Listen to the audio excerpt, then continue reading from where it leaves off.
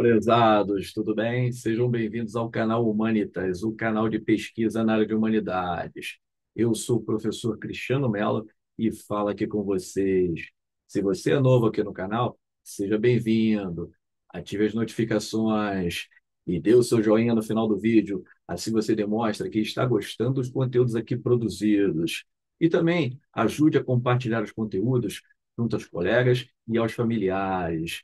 Bom, no vídeo de hoje, eu pretendo falar sobre as minhas leituras durante os meses de agosto a setembro. Faz parte de um quadro aqui no canal, no qual eu discuto as obras pelo teor ensaístico, literário, biográfico e falo de forma panorâmica como você também pode ter a curiosidade de ler essas obras.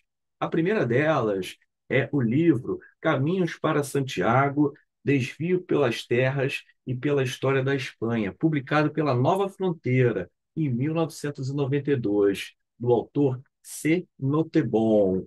C. Noteboom nasceu em Haia, na Holanda. É autor de vários ensaios, romances, poemas, contos, livros de viagens e apaixonado pela terra espanhola. Aqui na obra, pelo olhar etnográfico, ele vai esboçar como essas cidades que, de certo modo, compõem o caminho de Santiago de Compostela, uma obra que tem uma certa semelhança com Tristes Trópicos de Cláudio Lévi-Strauss ou O Turista Aprendiz de Mário de Andrade. Então, para quem gosta de crônicas de viagens, é um livro muito interessante. E para quem também é apaixonado pela história e cultura da Espanha, um livro repleto de imagens, arquiteturas, culinária, costumes, cultura, folclore local. Aqui o autor traz várias curiosidades acerca das cidades de León, Burgos, Santiago de Compostela, San Sebastián. Eu sou apaixonado pela Espanha, já fui mais de 5 vezes, e o autor também. Bom, peço licença para ler a quarta capa da obra. Diz o seguinte: o passado, mesmo passado, continua presente, acontece sempre em todas as viagens, ou melhor, acontece sempre comigo, em todas as viagens longas. O tempo que passo fora de casa estagna-se, imobiliza-se, torna-se uma espécie de coisa estranha, maciça, que se fecha atrás de mim. Então, não estou mais presente. Outras leis regem minha vida: a viagem, a sensação inebriante de estar fora do lugar, a necessidade de colecionar tudo que é diferente. Procurei uma palavra que pudesse expressar meu pensamento e não encontrei nada melhor do que isto. Estou em extensão. Parto do princípio de que até o mais insignificante fenômeno terrestre reflete o grande conjunto. Bom, aqui, por um olhar filosófico, ele traz essa paixão pela Espanha e fala também um pouco sobre como o olhar do viajante, daquele que está no seu lugar de origem e ao mesmo tempo está em extensão em outras terras, nos coloca aí como seres viajantes. A segunda obra, Figuração da Intimidade, imagens na poesia de Mário de Andrade, do autor e acadêmico João Luiz Lafetá. Nasceu em Montes Claros, Minas Gerais, em 1946 e faleceu em 1996 em São Paulo. Aqui, por um olhar ensaístico, uma obra publicada pela Martins Fontes, ele nos traz algumas imagens, alegorias e simbologias das poesias e poemas do escritor modernista, passando pela fase imatura de Lira Paulistana, Pauliceia Desvairada, dentre outras obras do autor de Macunaíma. Um livro fundamental para quem deseja aprofundar questões de verso, questões de teoria da poesia, do poema. Ele vai interpretar a poesia e os poemas de Mário de Andrade por diversos ângulos, como a cidade de São Paulo, a industrialização incipiente, as idas e vindas de Mário de Andrade, da produção do próprio escritor, das mazelas que o próprio escritor modernista sofreu ao longo da vida, do exílio, quando ele vai morar no Rio de Janeiro, dentre outras frentes de interpretação. Peço licença para ler a quarta capa da obra.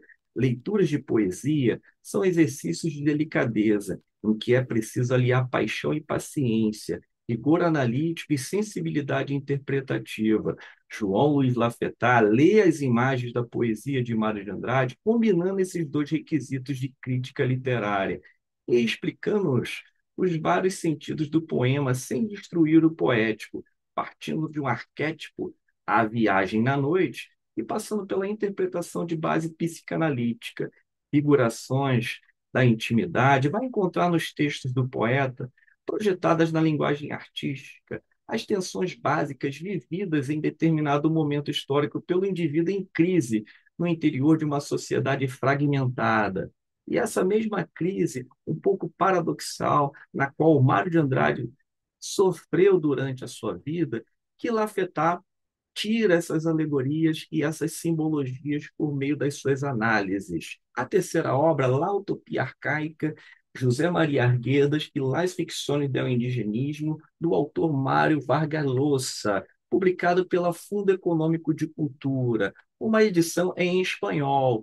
Cabe lembrar que Mário Vargas Llosa foi político, romancista, ganhou o Prêmio Nobel em 2010 e aqui, neste ensaio seminal, ele elucida algumas interpretações do autor Arguedas, nascido no Peru, autor de Ayar Festa, El Zorro de Arriba, El Zorro de Abarro, fala um pouco sobre essa aproximação do indigenismo que Arguedas teve na defesa da língua quechua, que tanto Arguedas pregou e formulou durante a sua vida, até mesmo do suicídio que ele cometeu em 1969, publicando o livro El Zorro de Arriba, El Zorro de Abarro, no qual ele fala dos trabalhadores das indústrias pesqueiras da cidade de Chimbote, no litoral peruano. Eu tive a oportunidade de ler várias obras de José Maria Guedes, inclusive escrevi um ensaio comparando com a obra de Mário de Andrade. Vou deixar a referência para que, se você tem a curiosidade de ler o artigo na íntegra.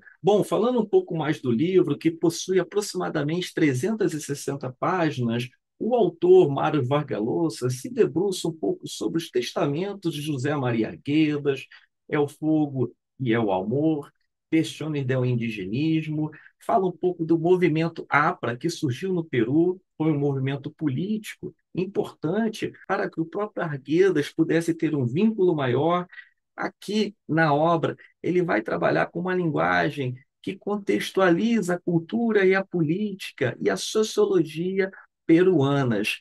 Nos traz aqui, por meio de uma voz autoral, essa parte da obra de Arguedas que foi determinantemente política. Bom, é um livro fundamental para quem deseja compreender um pouco mais da cultura peruana, um pouco mais da dualidade entre colonizador e colonizado, entre as relações do indigenismo com a língua espanhola. Bom, por meio dessas três obras aqui comentadas de forma panorâmica, eu creio que despertei a sua curiosidade para ler e aprofundar três livros interessantes. Se você já leu esses três livros aqui comentados brevemente, traga as suas considerações no final do vídeo. A sua participação é fundamental para que nós possamos alimentar o nosso debate. Um abraço e até o próximo conteúdo.